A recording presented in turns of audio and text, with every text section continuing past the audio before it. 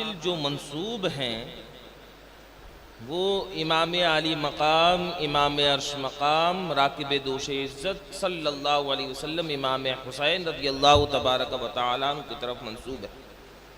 اور حضور نے فرمایا کہ امام علی مقام، امام حسین رضی اللہ تبارک و تعالیٰ عنہ یہ جنتی نوجوانوں کے سردار ہیں۔ تو اگر ان کی نظر عنایت پڑ گئی تو یقین ہے کہ اللہ جل وعلا ہمارے گناہوں کو بخش کر کے جنت کے اس سردار کے توسل سے اللہ تعالی ہمیں بھی اس زمرے میں شمار فرما دے گا۔ تو اسی لیے یہ بہت بڑی سعادت مندی ہے۔ اس مختصر سے وقت میں آپ سے کچھ گفتگو کروں گا اور کوشش یہ رہے گی کہ انشاءاللہ العزیز کچھ ایسی باتیں، دل لگتی باتیں، کچھ ایسی باتیں انشاءاللہ کہ جو آپ کے عشق میں، عشق رسول میں اضافہ کرے۔ اللہ تعالیٰ کی بارگاہ میں دعا ہے کہ اللہ تعالیٰ مجھے حق کہنے اور آپ کو حق سننے کی توفیق عطا فرمائے۔ درود شریف پڑھیں، اللہم صلی علی سیدنا و مولانا و ماوانا و ملجانا و مالک انفسنا و مالک ازواجنا ومالک اولادنا ومالک والدنا ومالک امہاتنا ومالک اموالنا ومالک انفسنا محمد معدن الجود والکرم وابنہ الکریم وامتہ الکریمہ وبارک وسلم صلاۃ وسلاما علیک یا رسول اللہ صلی اللہ تعالی علیہ وسلم۔ رفیقان گرامی اور عزیزان ملت اسلامیہ، آپ کو اللہ جل وعلا نے اتنا بڑا منصب دیا کہ آپ کو اشرف المخلوقات کہا جاتا ہے۔ اشرف المخلوقات یعنی تمام مخلوقات میں سب سے زیادہ عزت والی مخلوق، تمام مخلوقات میں سب سے تکریم والی مخلوق، تمام مخلوقات میں شرف والی مخلوق آپ وہ ہیں تو قرآن کہتا ہے کنتم خیر امت اخرجت للناس، کہ تم بہترین امت ہو۔ رفیقان گرامی اور عزیزان ملت اسلامیہ، تم نے اپنا مقام و منصب سمجھا، تم وہی امت ہو کہ حضور کے صدقے میں تم نے مانگا تو دریا میں راستے ہو گئے۔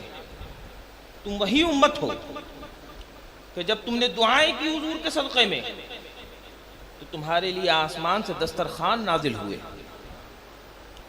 تم بڑی عظیم امت ہو، تم بڑی بہترین امت ہو،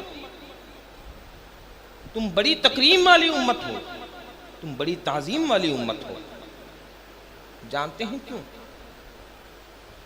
حضور کی نسبت سے، حضور پاک صلی اللہ علیہ وسلم کے توسل سے، حضور پاک صلی اللہ علیہ وسلم کے تصدق سے جانتے ہیں آپ اپنا مقام اس چیز سے للہ رب العالمین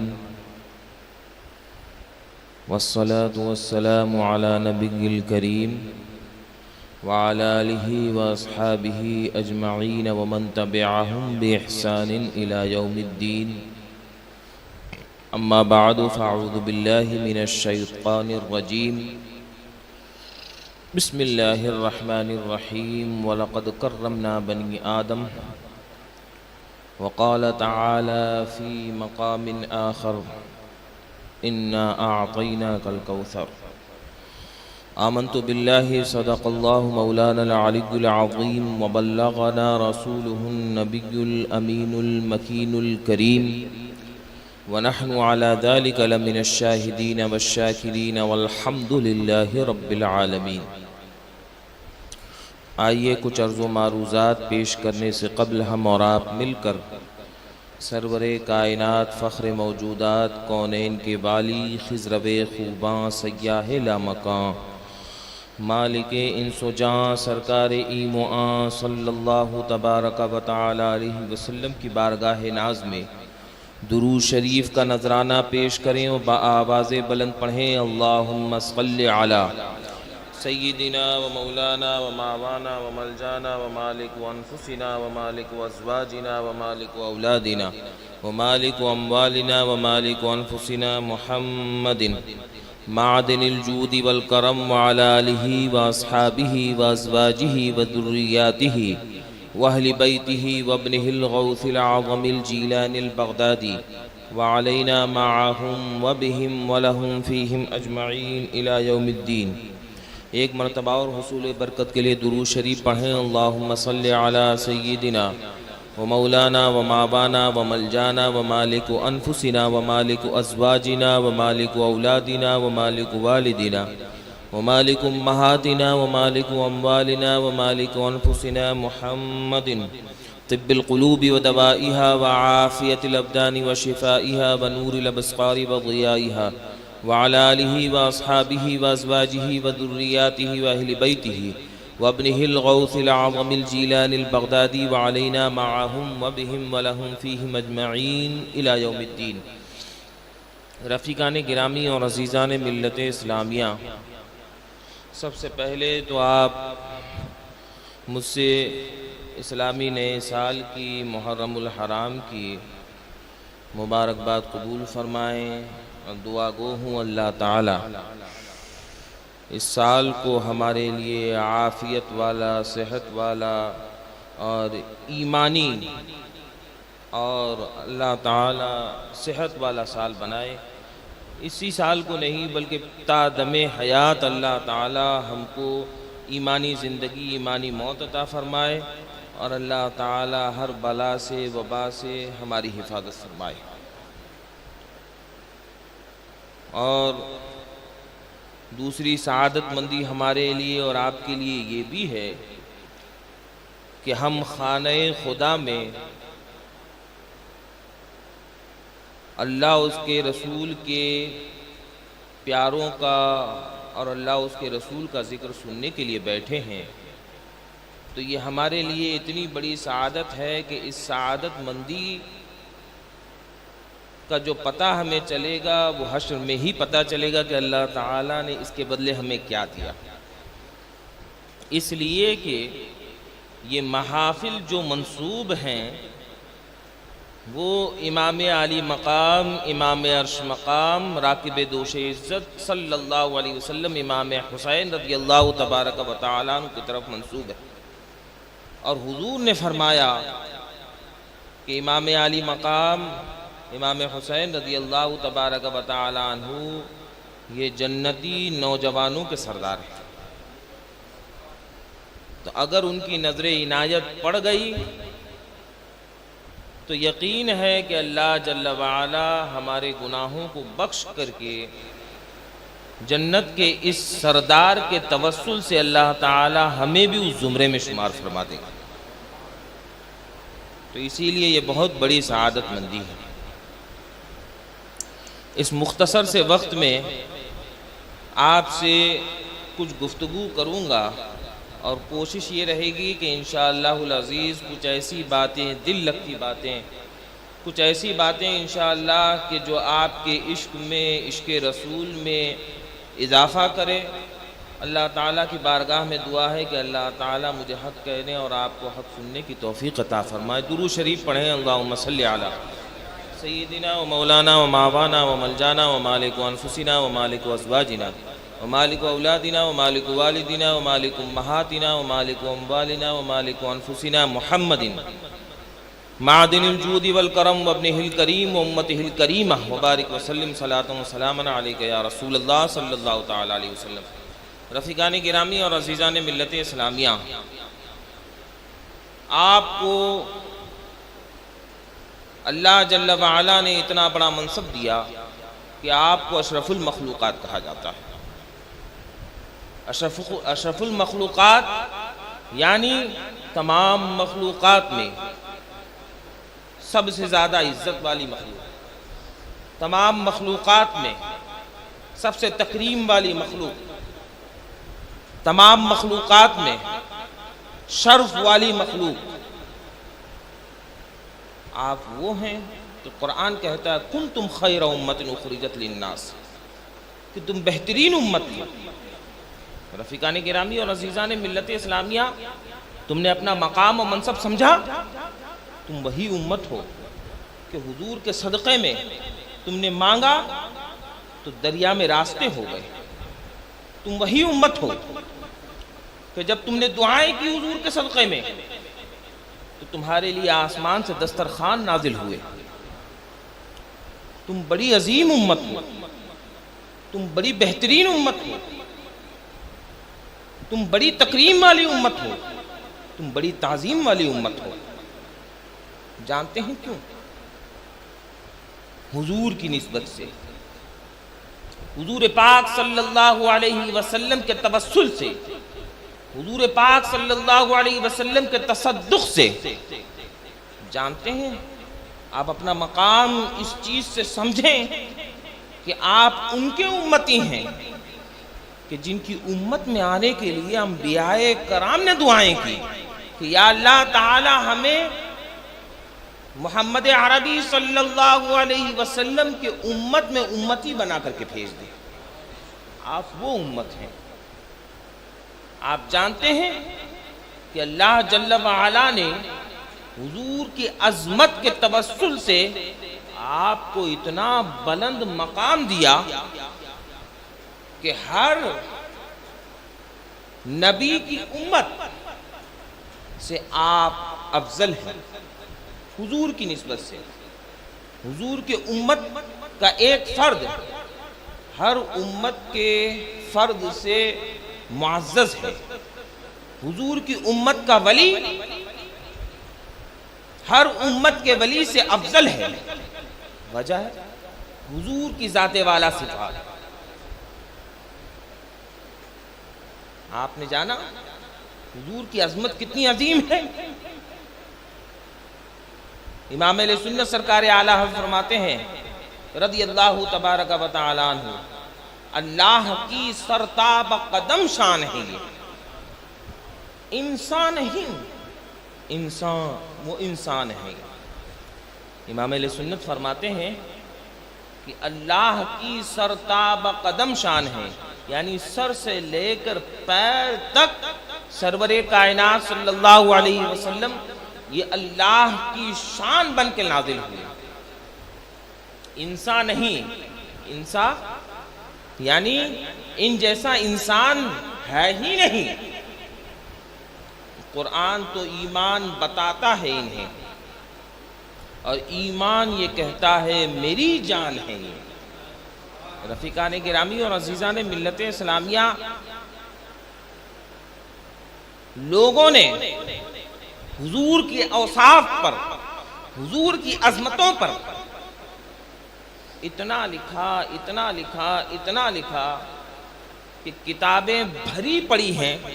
آخر میں لوگوں نے یہی کہا، محدثین نے یہی کہا، محققین نے یہی کہا، علماء نے یہی کہا، خالق کا بندہ خلق کا آقا کہوں تجھے. رفیقان گرامی اور عزیزان ملت اسلامیہ، قرآن مجید میں اللہ جل وعلا نے فرمایا انا اعطیناک الکوثر. اے محبوب ہم نے آپ کو خیر کثیر عطا فرمایا. رفیقان گرامی اور عزیزان ملت اسلامیہ، اس کی تفسیر میں اگر آپ جائیں تو آپ کو معلوم پڑے گا خیر کثیر سے مراد کیا ہے. اللہ جل وعلا نے اپنے حبیب کو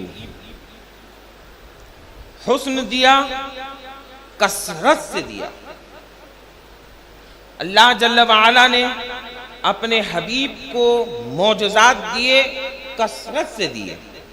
اللہ جل وعلا نے اپنے حبیب کو کمالات دیے، کثرت سے دیے. اللہ جل وعلا نے اپنے حبیب کو فضیلتیں عطا فرمائی، کثرت سے عطا فرمائی.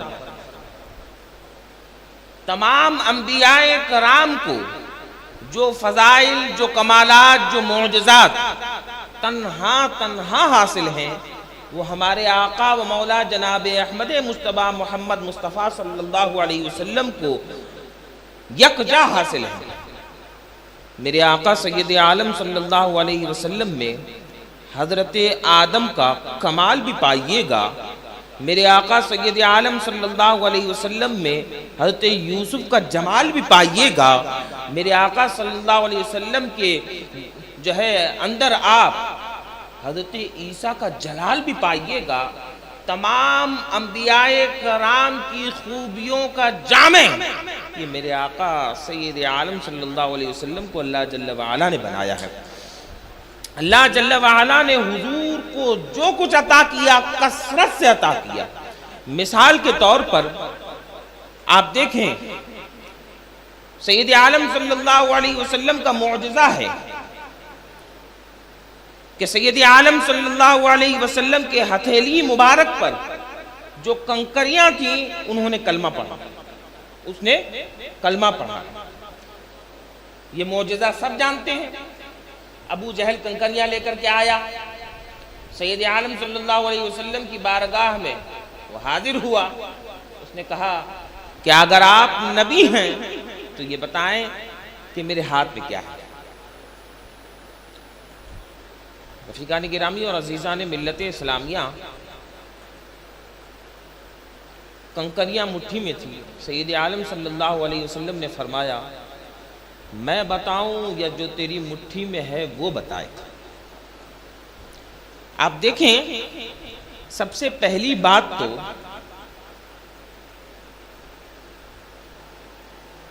ابو جہل جیسے کافر مرتد کو بھی یہ معلوم تھا، منکر کو بھی معلوم تھا کہ نبی ہوگا تو وہ غیب جانتے ہوں گے، اسی لیے تو مٹھی بند کر کے پوچھا۔ غیب کہتے ہیں پردے کی چیز کی۔ رفیقان گرامی اور عزیزان ملت اسلامیہ، ہاتھوں میں کنکریاں ہیں۔ سید عالم صلی اللہ علیہ وسلم نے فرمایا کہ میں بتاؤں یا جو تیری مٹھی میں ہے وہ بتائے۔ تو ابو جہل نے کہا کہ اگر میری مٹھی میں ہے وہ بتائے تو اس سے زیادہ بات لطف کی اور کیا ہو سکتی ہے۔ تو کنکریوں نے کلمہ پڑھا۔ ٹھیک ہے، یہ معجزہ ہے۔ اس معجزے میں کتنی جامعیت ہے آپ دیکھیں، میں تقابل نہیں کر رہا ہوں، لیکن حضرت عیسیٰ کا معجزہ ہے مردوں کو زندہ کرنا۔ قرآن نے کہا وَأُحْيِي الْمَوْتَى بِإِذْنِ اللَّهِ، کہ حضرت عیسیٰ فرماتے ہیں کہ میں اللہ کے حکم سے مردوں کو زندہ کرتا ہوں۔ میں تقابل نہیں کر رہا، میرے آقا سید عالم صلی اللہ علیہ وسلم امام الانبیاء ہیں، تمام انبیاء کے امام ہیں، لیکن آپ دیکھیں حضور کے معجزے میں کتنی جامعیت ہے۔ یہاں پر معجزہ ہے مردہ زندہ ہو رہا ہے، لیکن وہ صرف زندہ ہو رہا ہے، اس کا کلام کرنا معجزہ نہیں۔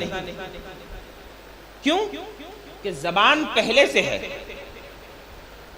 بات سمجھ میں آ رہی ہے؟ انسان کا زندہ ہو جانا یہ معجزہ ہے، لیکن کلام کرنا یہ معجزہ نہیں۔ معجزہ کہتے ہیں ما لا یدرک بالحفظ ولا بالعقل، کہ جس کو عقل تسلیم نہ کرے۔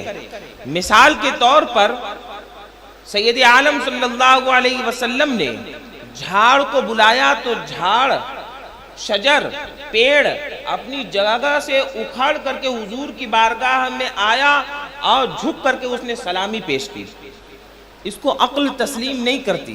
جس کو عقل تسلیم نہیں کرتی اسی کو معجزہ کہتے ہیں۔ بات سمجھ میں آ رہی ہے؟ تو بولنا یہ ہر شخص بولتا ہے، اس میں عقل حیرت میں نہیں آتی۔ بات سمجھ میں آ رہی ہے؟ حضرت عیسیٰ علیہ السلام کا معجزہ ہے مردوں کو زندہ کرنا، یہ بہت بڑا معجزہ ہے، لیکن اس کا کلام کرنا یہ معجزہ نہیں، کیونکہ عام اور خاص سب یہاں پر نطق والے ہیں، بولتے ہیں۔ اب حضور کے معجزے میں کتنی جامعیت ہے، سبحان اللہ۔ کنکریوں سے کلمہ پڑھوانا، سب سے پہلے تو کنکری میں جان آنا، سب سے پہلے تو کنکری میں جان آنا، پھر دوسرا معجزہ اس کو زبان عطا ہونا۔ دیکھیں حضور کے ایک معجزے میں کتنی جامعیت ہے۔ پہلے تو کنکری میں جان آنا، کہ عقل تسلیم نہیں کرتی ہے کہ پتھر میں جان آ جائے، پھر معجزے پر معجزہ یہ کہ اس پتھر کو زبان مل جانا، تیسرا یہ کہ عقل مل جانا، تیسرا یہ کہ عقل مل جانا کہ کیا کہنا ہے، چوتھا یہ کہ نظر مل جانا، اور ایسی ولایت والی نظر ملنا، ایسی ولایت والی نظر ملنا کہ مٹھی بند ہو اور باہر دیکھ لے کہ یہ شخصیت کون کھڑی ہے۔ یہ کتنا بڑا معجزہ ہے، سبحان اللہ۔ آنکھ آنا وہ بھی کنکر میں، یہ ایک معجزہ، معجزے پر معجزہ یہ کہ اس کو ایسی بصیرت عطا ہونا، دیکھنے کی ایسی صلاحیت آنا کہ وہ مٹھی بند ہو۔ مثال کے طور پر اگر میں اپنی دونوں آنکھیں بند کر لوں اور کوئی مجھ سے کہے کہ اب کون آیا، تو آپ اور ہم یہ کوئی بتا سکتا ہے؟ لیکن حضور کی نگاہ کرم دیکھیے، حضور کی نگاہ پڑ گئی تو کنکر میں بھی ایسی بصیرت پیدا ہو گئی کہ مٹھی بند ہے اور مٹھی کے آر پار یہ کنکر دیکھ رہا ہے کہ کون کھڑا ہے۔ تو حضور کے ہر معجزے میں جامعیت ہے، حضور کے ہر کمال میں جامعیت ہے۔ اللہ جل وعلا نے حضور کو جو عطا کیا کثرت سے عطا کیا، جامعیت کے ساتھ عطا کیا۔ حضور پاک صاحب الاولاق صلی اللہ علیہ وسلم کو اللہ جل وعلا نے معجزات عطا کیے، کثرت سے عطا کیے، حضور کو حسن عطا کیا، ایسا حسن عطا کیا کہ حضور جب مسکراتے تھے صلی اللہ علیہ وسلم تو حضور پاک صاحب الاولاق صلی اللہ علیہ وسلم کے دانت شریف کی چمک یہ سامنے دیوار پر جا کر کے گرتی تھی۔ جب حسن تھا ان کا جلوہ نما، اللہ جل وعلا نے ایسا حسن عطا فرمایا، ایسا حسن عطا فرمایا کہ فرماتے ہیں ایک صحابی کہ مجھے سید عالم صلی اللہ علیہ وسلم کی بارگاہ میں جاسوسی کے لیے بھیجا گیا، تو میں حضور کی بارگاہ میں حاضر ہوا صلی اللہ علیہ وسلم۔ جب میں نے حضور کا چہرہ دیکھا فوراً میں اپنے قبیلے میں پلٹا اور میں نے کہا کہ اے شخص، یہ قطعاً کسی جھوٹے کا چہرہ نہیں ہو سکتا، بلکہ اتنا چمکدار چہرہ، اتنا بانور چہرہ، اتنا بارعب چہرہ یہ کسی جو ہے سچے کا ہی ہو سکتا ہے۔ رفیقان گرامی اور عزیزان ملت اسلامیہ، حضور پاک صاحب الاولاق صلی اللہ علیہ وسلم کو اللہ جل وعلا نے وہ حسن عطا کیا تھا کہ تواتر کے ساتھ میں روایتیں موجود ہیں کہ ایک روایت میں تو حضرت مولا المسلمین مولائے کائنات علی مرتضیٰ کرم اللہ تعالی وجہہ الکریم راوی ہے، وہ فرماتے ہیں کہ اللہ جل وعلا نے سید عالم صلی اللہ علیہ وسلم کو وہ حسن عطا کیا کہ ان جیسا حسن نہ دیکھا نہ سنا۔ حضرت جبریل فرماتے ہیں کہ میں نے قلبت المشارق والمغارب، کہ میں نے تمام مشارق اور تمام مغارب کو چھان ڈالا، مشرق اور مغرب کو چھان ڈالا۔ حضرت جبریل علیہ السلام کے تعلق سے میں آپ کو بتا دوں کہ حضرت جبریل علیہ السلام کی عمر کے تعلق سے سید عالم صلی اللہ علیہ وسلم نے اپنی قوم، اپنی امت کے درس کے لیے جبریل سے پوچھا ہے، جبریل تمہاری عمر کتنی ہے؟ تو حضرت جبریل فرماتے ہیں کہ یا رسول اللہ علیہ السلام، مجھے اپنی عمر کے تعلق سے ایگزیکٹ گنتی نہیں معلوم، لیکن اتنا ضرور معلوم ہے کہ ایک ستارہ افق پر چمکتا تھا، وہ 70,000 برس میں ایک مرتبہ چمکتا تھا، اس کو میں نے 70,000 مرتبہ دیکھا ہے۔ سید عالم صلی اللہ علیہ وسلم سے پہلے جتنے انبیاء کرام گزرے ہیں تمام کو حضرت جبریل علیہ السلام نے سب کو دیکھا۔ حضرت حسان ابن ثابت فرماتے ہیں، وہ ان کا مشہور زمانہ شعر ہے، درود شریف پڑھیں۔ اللہم صلی علی سیدنا و مولانا و معوانا و ملجانا و مالک و انفسنا و مالک و ازواجنا و مالک و اولادنا و مالک و والدنا مالک و امہاتنا و مالک و اموالنا و مالک و انفسنا محمد معدن الجود والکرم و ابنہ الکریم و امتہ الکریمہ و بارک وسلم۔ حضرت حسان ابن ثابت حضور کی مدح میں فرماتے ہیں کہ یا رسول اللہ علیہ الصلاۃ والسلام، آپ وہ ہیں کہ آپ جیسا بچہ نہ کسی ماں نے جنا ہے نہ جنے گی، اور آپ اس طرح پیدا کیے گئے جس طرح آپ چاہتے تھے۔ رفیقان گرامی اور عزیزان ملت اسلامیہ، حضرت حسان ابن ثابت نے یہ جو فرمایا ہے، آپ دیکھیں کہ حضرت حسان ابن ثابت یہ صحابی رسول ہیں، لیکن انہوں نے فرمایا کہ نہ کسی ماں نے جنا ہے نہ کوئی جنے گی۔ یہ آپ نے کیسے کہا؟ آپ نے حضرت آدم کو نہیں دیکھا، نہ حضرت آدم کی امت کو دیکھا، نہ آپ نے حضرت نوح کو دیکھا، نہ آپ نے حضرت نوح کی امت کو دیکھا، نہ آپ نے حضرت موسیٰ کو دیکھا، نہ ان کے امت کو دیکھا، تو آپ نے اتنا بڑا دعویٰ کیسے کیا؟ وہ دعویٰ اس بنیاد پہ کیا کہ حضرت جبریل فرماتے ہیں کہ قلبت المشارق والمغارب، کہ میں نے تمام مشارق اور مغارب چھان ڈالے، لیکن سید عالم صلی اللہ علیہ وسلم جیسا حسین نہ کسی کو پایا ہے نہ کسی کو پاؤں گا۔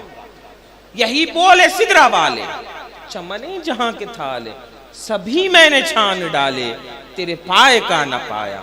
تجھے یک نے یک بنایا، تجھے یک نے یک بنایا، کہ اللہ جل وعلا نے سید عالم صلی اللہ علیہ وسلم کو ایسے معجزات عطا فرمائے کہ حضور معجزات میں یکتائی رکھتے ہیں، حضور جو ہے حسن میں یکتائی رکھتے ہیں۔ آپ کو میں بتاؤں، امام اہل سنت سرکار اعلیٰ حضرت فرماتے ہیں کہ حسن یوسف پر کٹی مصر میں انگشت زنا، سر کٹاتے ہیں تیرے نام پر مردان عرب۔ اس شعر میں دیکھیں، یہاں پر کیا ہے؟ حسن یوسف پر مصر میں کٹی انگشت زنا، سر کٹاتے ہیں تیرے نام پر مردان عرب۔ اس شعر کو بہت غور سے سنیے۔ حسن یوسف پر کٹی، اور یہاں پر سید عالم صلی اللہ علیہ وسلم کے نام پاک پر کٹ رہی ہیں۔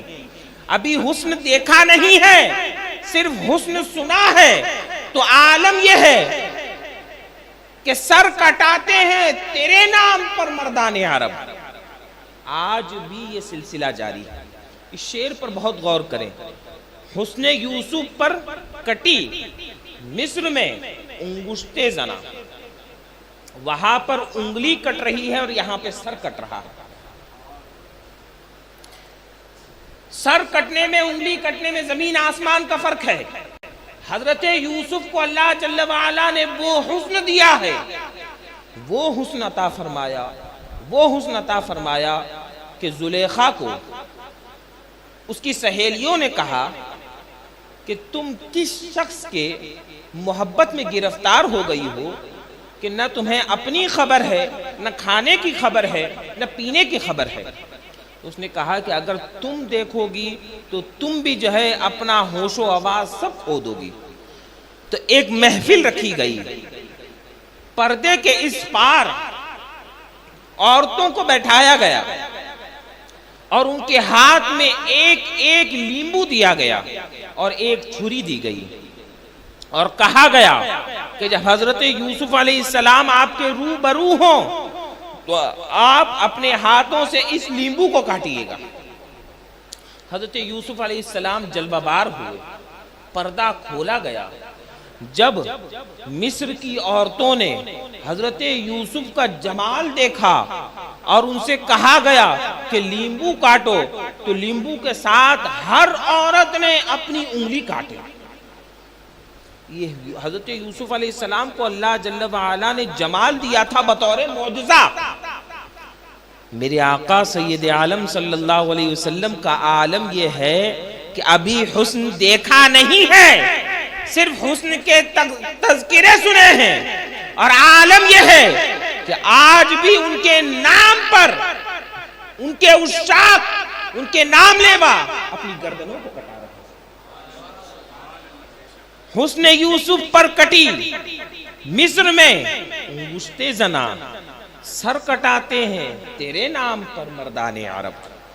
رفیقان گرامی اور عزیزان ملت اسلامیہ، اللہ جل وعلا نے حضور پاک صاحب الاولاق صلی اللہ علیہ وسلم کو جو عطا فرمایا کثرت سے عطا فرمایا، معجزات کثرت سے عطا فرمائے، حسن کثرت سے عطا فرمایا، ایسا عطا فرمایا، ایسا عطا فرمایا کہ حضور کے حسن پاک کی تو بات بہت بلند ہے۔ حضور جب مسکراتے تھے تو فرمایا گیا کہ جب اندھیرا ہوتا تو پہاڑ پر اس کی روشنی جا کر کے گرتی تھی۔ رفیقان گرامی اور عزیزان ملت اسلامیہ، اسی طرح سید عالم صلی اللہ علیہ وسلم کو اللہ جل وعلا نے کمالات عطا فرمائے، کثرت سے عطا فرمائے، اور آپ کا سب سے عظیم معجزہ اور سب سے عظیم اللہ جل وعلا نے آپ کو تحفہ عطا فرمایا، وہ ہے معراج۔ قرآن مجید میں اللہ جل وعلا نے فرمایا، اس واقعے کو نقل فرمایا، حضرت موسیٰ علیہ السلام نے فرمایا کہ اللہ میں تجھے دیکھنا چاہتا ہوں۔ اللہ تعالیٰ فرمایا لن ترانی، اے موسیٰ تو مجھے نہیں دیکھ سکتے۔ اللہ جل وعلا اپنے نبیوں کی دعاؤں کو اور ان کی عرض کو رائے گا نہیں کرتا۔ حضرت موسیٰ علیہ السلام نے اس خواہش کا جب اظہار کیا تو اللہ جل وعلا نے ان کو 40 دن کوہ طور پر بلایا، اور بلانے کے بعد 70,000 اپنے جلووں میں سے اپنے جلووں کو 70,000 پردوں میں ڈھال کر کے ایک تجلی کوہ طور پر ڈالی، جس پر حضرت موسیٰ علیہ السلام جلوہ بار تھے۔ عالم یہ ہوا کہ وہ طور پہاڑ جل کر راکھ ہو گیا، اور حضرت موسیٰ علیہ السلام تاب نہ لا سکے اور غشی کھا کے گر گئے۔ یہ حضرت موسیٰ علیہ السلام، لیکن عالم اس کے بعد یہ ہو گیا کہ حضرت موسیٰ علیہ السلام نے اللہ جل وعلا کی 70,000 پردوں میں ایک تجلی دیکھی تھی۔ آنکھوں کا عالم یہ ہو گیا تھا کہ 40 میل دور پر اندھیری رات میں کالی چوٹی چلتی ہو، وہ حضرت موسیٰ علیہ السلام دیکھ لیتے تھے۔ ان کی آنکھوں کا نور ایسا ہو گیا تھا، حضرت موسیٰ علیہ السلام کی آنکھوں کا نور اس قدر بلند ہو گیا تھا کہ حضرت موسیٰ علیہ السلام کی آنکھوں کو کوئی آنکھ بھر کر کے دیکھ نہیں پاتا تھا۔ جو دیکھتا تھا اس کی آنکھوں کی روشنی ختم ہو جاتی تھی۔ آپ کی اہلیہ محترمہ، سبحان اللہ، آپ حضرت موسیٰ علیہ السلام کی آنکھوں میں دیکھتی، پھر آپ کی آنکھوں کی روشنی چلے جاتی۔ حضرت موسیٰ علیہ السلام دعا کرتے، ان کی آنکھوں کی روشنی چلی جاتی۔ اس طرح کئی مرتبہ ہوا۔ حضرت صفورہ، تو حضرت موسیٰ علیہ السلام نے فرمایا کہ تمہاری آنکھوں کی روشنی چلے جاتی ہے، پھر میں دعا کرتا ہوں آ جاتی ہے، تو تم کیوں بار بار میری آنکھوں میں دیکھتی ہو؟ فرمایا کہ میں جب آپ کی آنکھوں میں دیکھتی ہوں تو اللہ تعالیٰ کا نور اور اس کا جمال مجھے نظر آتا ہے، اس کی تاب نہ لا سک میری آنکھوں کی بینائی چلی جاتی. حضرت موسیٰ علیہ السلام، اللہ تعالیٰ نے 70,000 پردوں میں اپنی ایک تجلی ڈالی. کتنی؟ 70,000. معراج کیا ہے؟ اللہ جل وعلا نے سید عالم صلی اللہ علیہ وسلم کو بلا حجاب اپنا زیارت کرایا. دیکھیں، یہ کوئی عام معجزہ ہے، یہ ہمارے آقا کا وہ معجزہ ہے کہ نہ کسی نبی کو عطا ہوا نہ کسی رسول کو عطا ہوا، کہ اللہ جل وعلا نے اپنے حبیب کو رات کے تھوڑے سے حصے میں عرش پر بلا کر کے اپنا دیدار کرایا، جیسا کہ اس کی شان ہے. اس معجزے میں بھی کتنی جامعیت ہے میں آپ کو بتاتا ہوں. سید عالم صلی اللہ علیہ وسلم جب معراج شریف پر تشریف لے گئے تو جب معراج پر جا کر کے آپ تشریف فرما ہوئے تو اللہ جل وعلا نے وقت کو روک دیا تھا. یہ پہلا معجزہ. وقت ایسا رکا ہوا تھا کہ سید عالم صلی اللہ علیہ وسلم جب تشریف فرما ہوئے معراج پر اور جب تشریف فرما ہوئے مدینہ منورہ میں تو جس طرح کنڈی ہل رہی تھی جاتے وقت، جب آپ تشریف لے آئے اسی طرح وہ کنڈی ہل رہی تھی. آپ تشریف فرما ہوئے معراج پر تو جس طرح بستر گرم تھا تشریف فرما ہوئے جب بستر اقدس پر تو اسی طرح وہ بستر گرم تھا.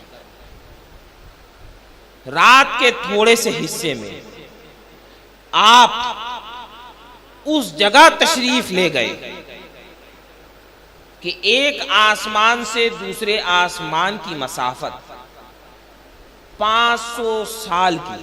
کتنے؟ دوسرے آسمان سے تیسرے آسمان کی مسافت 500 برس کی. اس طرح 500 سال 3,500 سال 7 آسمان ہیں. اب 7 آسمان کے پار اللہ جل وعلا نے اپنے حبیب کو وہاں بلایا کہ جس کو لامکاں کہا جاتا ہے، جہاں پر حضرت جبریل کے پر بھی جانے سے جل جاتے ہیں. تو آپ سوچئے کہ اس جگہ کی مسافت کتنی بلند ہوگی. تو سید عالم صلی اللہ علیہ وسلم کی رفتار کا عالم قیاس کون لگا سکتا ہے کہ سید عالم صلی اللہ علیہ وسلم ہزاروں سال کی مسافت اتنے لمحے میں طے کر کے آ گئے کہ کنڈی ابھی تک ہل رہی تھی اور بستر ابھی تک گرم تھا. سید عالم صلی اللہ علیہ وسلم کو اللہ جل وعلا نے معجزہ عطا فرمایا کہ حضرت موسیٰ علیہ السلام پر اللہ جل وعلا نے اپنے 70,000 پردوں میں سے ایک تجلی، 70,000 پردوں میں سے ایک تجلی ڈالی تو حضرت موسیٰ علیہ السلام تاب نہ لا سکے، غشی کھا کر گر گئے. سید عالم صلی اللہ علیہ وسلم نے تو اللہ جل وعلا کا اپنے ماتھے کی آنکھوں سے دیدار کیا. تو آپ سوچیں کہ اللہ جل وعلا نے حضور کو کتنا بلند مقام دیا اور اللہ جل وعلا نے حضور کو کتنا عظیم منصب عطا. رفیقان گرامی اور عزیزان ملت اسلامیہ، ہم اپنا وقار جانیں کہ ہم کو اللہ جل وعلا نے حضور کی امت میں پیدا کیا. آپ حضور کی امت ہیں، آپ وہی ہیں کہ آپ حضور کے وسیلے سے مانگیں تو اللہ جل وعلا آج بھی آپ کے لیے آسمان سے دسترخوان نازل فرما دے. آج بھی اگر براہیم سے ایمان پیدا آگ کر سکتی ہے انداز گلستہ پیدا. رفیقان گرامی اور عزیزان ملت اسلامیہ، وہ ایمان پیدا کریں حضور کی بارگاہ میں کہ جیسا صحابہ کا ایمان تھا وہ ایمان پیدا کریں، وہ ایقان پیدا کریں، وہ یقین پیدا کریں جیسا یقین صحابہ کا یقین تھا تابعین کا یقین تھا، تبع تابعین کا یقین تھا، علماء صالحین کا یقین تھا۔ رفیقان گرامی اور عزیزان ملت اسلامیہ، آپ کو میں بتاؤں کہ صحابہ کا ایمان کیسا تھا، ایک جھلک اس کی سن لیں۔ حضرت عبداللہ ابن عمر ہیں، حضرت عمر کے صاحبزادے ہیں۔ حضرت عمر نے فرمایا اے میرے بیٹے تم اپنی بیوی کو طلاق دے دو۔ کیا فرمایا؟ حضرت عمر فاروق رضی اللہ تبارک و تعالیٰ عنہ ان کے صاحبزادے ہیں، فرمایا اپنی بیوی کو طلاق دے دو۔ پہنچے حضرت ابوبکر صدیق کی بارگاہ میں، امیر المومنین خلیفۃ المسلمین ہیں سیدنا ابوبکر صدیق۔ سنو، سن لو، یہ اہل سنت والجماعت کا قطعی عقیدہ ہے کہ نبی کے بعد، انبیاء و مرسلین کے بعد سب سے افضل ترین امت میں اگر کوئی ہے تو سیدنا ابوبکر صدیق کی ذات والا صفات ہے۔ رفیقان گرامی اور عزیزان ملت اسلامیہ، سیدنا ابوبکر صدیق کی ذات والا صفات وہ ہے، کہتے عمر فاروق ہوں، تے عثمان غنی ہوں، تے مولا المسلمین مولا کائنات ہوں، دیگر صحابہ ہوں، اگر کوئی شخص کسی صحابی کی صحابیت کا انکار کرتا ہے تو وہ گمراہ ہے۔ لیکن حضرت ابوبکر صدیق کی ذات والا صفات وہ ہے کہ اگر ان کی صحابیت کا کوئی انکار کرے گا تو وہ فوراً کافر ہو جائے، اس لیے کہ ان کی صحابیت قرآن سے ثابت ہے۔ اذ یقول لصاحبہ لا تحزن ان اللہ معنا۔ رفیقان گرامی اور عزیزان ملت اسلامیہ، آج وہ لوگ جنہیں وضو اور غسل کے فرائض نہیں معلوم، وہ صحابہ پر تبصرہ کرتے ہیں اور ان پر تبصرہ کرتے ہیں جو امت میں انبیاء و مرسلین کے بعد سب سے افضل ہیں۔ کسی نے فرزند رسول حضرت امام جعفر صادق رضی اللہ تبارک و تعالی عنہ سے یہ عرض کی، اے فرزند رسول، سیدنا ابوبکر صدیق اور سیدنا عمر فاروق کا مقام آپ کے نزدیک کیا ہے؟ فرماتے ہیں کہ ان کا مقام وہی ہے جو اب ہے۔ فرمایا وہ کیا؟ فرمایا کہ سیدنا ہم فرما رہے ہیں وہ حضور کی ظاہری زندگی میں بھی حضور کے ساتھ ہیں، بعد وصال بھی حضور کے ساتھ ہیں، اور جنت میں بھی حضور کے ساتھ ہیں۔ یہ اجماعی اور قطعی عقیدہ ہے۔ جس شخص کو اپنے ایمان کی خیر چاہتا ہے، جو شخص، وہ اس چیز کو گانٹھ باندھ کر کے رکھ لے، وہ یہ ہے کہ انبیاء و مرسلین کے بعد سب سے افضل سیدنا ابوبکر صدیق ہے۔ بولو کون؟ انبیاء و مرسلین کے بعد سب سے افضل، انبیاء و مرسلین کے بعد سب سے افضل سیدنا ابوبکر صدیق ہیں۔ انبیاء و مرسلین کے بعد سب سے افضل سیدنا ابوبکر صدیق ہیں۔ ان کے بعد سیدنا، ان کے بعد مولا المسلمین مولا کائنات علی مرتضیٰ کرم اللہ تعالی وجہہ الکریم ہے۔ یہی عقیدہ ہمارا اہل سنت والجماعت کا ہے، یہی عقیدہ صحابہ کا ہے، یہی عقیدہ تمام ائمہ اہل بیت کا ہے، یہی عقیدہ تابعین کا ہے، اور یہی عقیدہ تمام امت کا ہے۔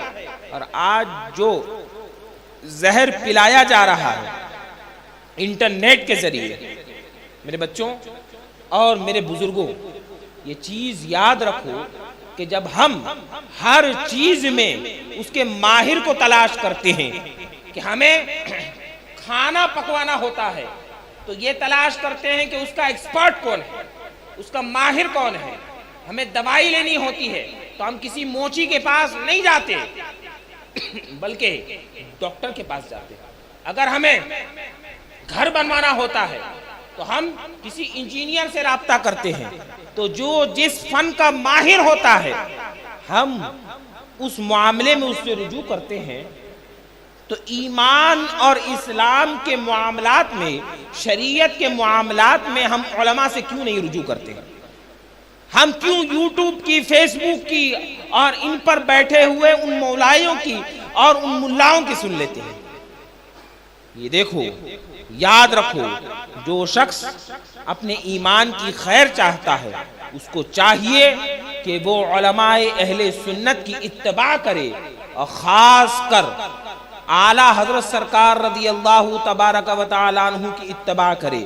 جو اپنے ایمان کی، جو اپنے ایقان کی خیر چاہتا ہے، وہ اسی روش پر چلے کہ جس کو مسلک اعلیٰ حضرت کہا جاتا ہے، وہ دنیا میں بھی کامیاب ہے اور آخرت میں بھی کامیاب ہے۔ رفیقان گرامی اور عزیزان ملت اسلامیہ، میں یہ عرض کر رہا تھا کہ صحابہ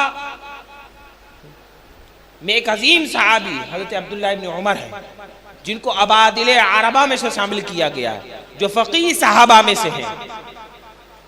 حضرت عمر نے، ان کے والد نے حضرت عبداللہ ابن عمر سے کہا، اے بیٹا اپنی بیوی کو طلاق دے دو۔ دیکھو حضور پر کیسا ہمیں ایمان رکھنا چاہیے۔ وہ سیدنا ابوبکر صدیق کی بارگاہ میں پہنچے، خلیفۃ المسلمین ہیں، امیر المومنین ہیں، انبیاء و مرسلین کے بعد سب سے افضل ترین ہیں، اور یہ ڈوز بھی دیا جاتا ہے کہ خلافت کی ترتیب تو ہے، لیکن سب سے عالم مولا المسلمین مولائے کائنات ہیں۔ میں کہتا ہوں اتقا کی ذات، اتقا بھی سیدنا ابوبکر صدیق ہیں، عالم بھی سیدنا ابوبکر صدیق ہیں، اور ہر فضیلت کے جامع یہ سیدنا ابوبکر صدیق ہیں انبیاء و مرسلین کے بعد۔ ہمیں ان فضیلتوں کی قطعاً ضرورت نہیں ہے جو فضیلتیں گڑھی گئی ہیں، ہمیں وہی فضیلتیں کافی ہیں صحابہ و تابعین اور اہل بیت کے لیے جو سید عالم صلی اللہ علیہ وسلم نے ہمیں بتائی۔ رفیقان گرامی اور عزیزان ملت اسلامیہ، تو میں یہ عرض کر رہا تھا کہ سیدنا عمر فاروق کے صاحبزادے لخت جگر حضرت عبداللہ ابن عمر جو فقیہ صحابہ میں ہیں، وہ سیدنا ابوبکر صدیق کی بارگاہ میں پہنچے، وہ فرماتے ہیں کہ ابو حضور نے مجھے حکم دیا کہ میں اپنی بیوی کو طلاق دے دوں، میں اپنے والد کی فرما برداری میں بالکل سرے خم ہوں۔ دیکھیں وہ بچے بھی دیکھیں اور والدین کی تربیت حاصل کریں کہ کس طرح والد کی فرما برداری کی جاتی ہے۔ اس وقت والد سے سوال نہیں کیا کہ والد کی دل آزاری ہو جائے، بلکہ سیدنا ابوبکر صدیق کی بارگاہ میں پہنچے ہیں۔ کس لیے پہنچے ہیں یہ دیکھیں، وہ فرماتے ہیں میں بلا شبہ اپنی بیوی کو طلاق دے دوں، لیکن مجھے یہ جاننا ہے کہ کون سی ایسی خطا مجھ سے سرزد ہو گئی کہ میں جس بنیاد پر اپنی بیوی کو طلاق دوں تاکہ دوبارہ وہ غلطی نہ ہو۔ شکوہ شکایت کے طور پر نہیں، بلکہ دوبارہ اس غلطی کو میں نہ دہراؤں۔ جب دوبارہ نکاح کروں تو اس غلطی پر میں اگر معلوم ہو جائے تو اس غلطی کو میں دوبارہ نہ کروں۔ تو حضرت ابوبکر صدیق نے حضرت عمر فاروق کو طلب فرمایا کہ تم نے عبداللہ کو اپنی بیوی تمہاری بہو کو طلاق دینے کا حکم دیا۔ کہا وجہ کیا ہے؟ کہ وجہ یہ ہے کہ جب سے عبداللہ نے نکاح کی ہے، یعنی حضرت عبداللہ ابن عمر نے نکاح فرمائی ہے، تب سے انہوں نے حضور کی بارگاہ میں وقت دینا کم کر دیا۔ تو اسی لیے میں نے اس کو یہ حکم دیا کہ نکاح کی بنیاد پر جب سے تیرا نکاح ہوا ہے تو نے بیوی کو وقت زیادہ دیا اور حضور پاک کی بارگاہ میں تو نے وقت کم کر دیا، اسی بنیاد پر میں نے اس کو حکم دیا ہے کہ تو اپنی بیوی کو طلاق دے۔ یہ ہے ایمان صحابہ، یہ ہے عشق رسول، صحابہ کا عشق رسول۔ رفیقان گرامی اور عزیزان ملت اسلامیہ، آپ جانتے ہیں ایک صحابی حضور کی بارگاہ میں آئی، انہوں نے سونے کی انگوٹھی پہنی تھی۔ حضور نے فرمایا، دیکھا تو چہرے مبارکہ پر جلال کے آثار نمودار ہیں۔ فرمایا یہ کیا پہن رکھا ہے؟ تو ان کو معلوم ہوا کہ حضور کے چہرے مبارک سے ناگواری کے آثار ظاہر ہو رہے ہیں۔ فوراً انہوں نے وہ انگوٹھی نکال کر کے پھینک دی۔ انگوٹھی نکال کر پھینک دی. حضور پاک صلی اللہ علیہ وسلم تشریف لے گئے. کسی دوسرے صحابی نے ان صحابی سے کہا کہ آپ اس انگوٹھی کو لے لیں، پہنے نہیں بلکہ اس کو بیچ کر کے اس سے جو رقم حاصل ہو اس کو اپنے گھر میں لگائیں. وہ صحابی فرماتے ہیں کہ جس کو حضور پاک صاحب الاولاد صلی اللہ علیہ وسلم نے اتار کر پھینک دیا، ناپسند فرمایا، قطعاً میرا یہ ایمان گوارا نہیں کرتا کہ دوبارہ اس کو میں اپنے لیے کیا اپنے گھر والوں کے لیے بھی پسند کروں. یہ ہے ایمان صحابہ، یہ ہے صحابہ کا عشق رسول، اور یہ ہے صحابہ کرام رضوان اللہ تعالی علیہم اجمعین کی ذات والا صفات. آج ہمارے سامنے وہ ساری چیزیں ہیں کہ حضور نے اس چیز کو پسند فرمایا، حضور نے اس چیز کو ناپسند فرمایا، لیکن دل پر ہاتھ رکھ کے بتائیں کیا ہمارا ایمان اتنا پختہ ہے کہ ہم نے ان چیزوں کو پسند کیا کہ جن کو حضور نے پسند کیا، اور ان چیزوں سے اجتناب کیا، ان چیزوں سے اپنی آپ کو دوری رکھی جن سے حضور جس چیز کو حضور ناپسند فرماتے ہیں. یہی اصل ایمان ہے دوستو، کہ جس کو حضور پسند فرما لیں اس کو اپنی پسند بنا لو، اور جس سے حضور ناپسند فرمائیں اس سے رک جاؤ، اس سے اجتناب کرو، اس سے دوری کرو. یہی تو قرآن نے کہا ما آتاکم الرسول فخذوہ وما نہاکم عنہ فانتہوا، کہ حضور جو تمہیں دے اسے لے لو اور جس چیز سے روکے اس سے رک جاؤ. کیا ہمیں نہیں معلوم ہے کہ حضور نے بے حیائی سے منع فرمایا؟ کیا ہمیں نہیں معلوم کہ حضور نے والدین کے حقوق پامال کرنے سے منع فرمایا؟ کیا ہمیں نہیں معلوم کہ حضور نے حرام کمائی سے منع فرمایا؟ لیکن پھر آج بھی ہم محبت کا دعویٰ بھی کرتے ہیں اور حضور کی ناپسند کو دور کرنے کی بجائے ہم اس سے لگے ہوئے ہیں. تو یہ کامل ایمان کی نشانی نہیں ہے، بلکہ ہمارے ایمان پر شیطان نے گھر کیا ہوا. رفیقان گرامی اور عزیزان ملت اسلامیہ، اپنی پسند کو حضور کی پسند پر چھوڑ دیں. جس کو حضور نے پسند فرمایا وہی ہماری پسند ہے، جس کو حضور نے منع فرمایا وہ کیسا بھی ہو، وہ کچھ بھی ہو، وہ ہمارا نہیں. اسی لیے رفیقان گرامی اور عزیزان ملت اسلامیہ، اپنے ایمان کو جہاں ہم ان ساری چیزوں سے روکے رکھیں وہیں دشمنان رسول سے بھی اپنے آپ کو روکے رہیں. وہابیہ، دیابنا، رافضی، چکرالوی جتنے ہیں سب سے اپنے آپ کی حفاظت کریں تاکہ آپ کی حفاظت بھی ہو جائے، آپ کے ایمان کی بھی حفاظت ہو جائے. اللہ جل وعلا کی بارگاہ میں دعا ہے اللہ تعالی حضور کے توسل سے ایمانی زندگی اور ایمانی موت عطا فرمائے، اور اللہ تعالی صحابہ کے ایمان کا صدقہ عطا فرمائے. اللہ تعالیٰ بد عقیدوں سے ہماری حفاظت فرمائے، ہمارے گھر والوں کی حفاظت فرمائے. اللہ جل وعلا ہمارا یہاں آنا بیٹھنا قبول فرمائے، اور اس کی برکت سے اللہ تعالیٰ ہمیں بیماریوں سے، بلاؤں سے، وباؤں سے محفوظ فرمائے. اللہ تعالیٰ ہمیں دنیا جہان کی برکتیں عطا فرمائے.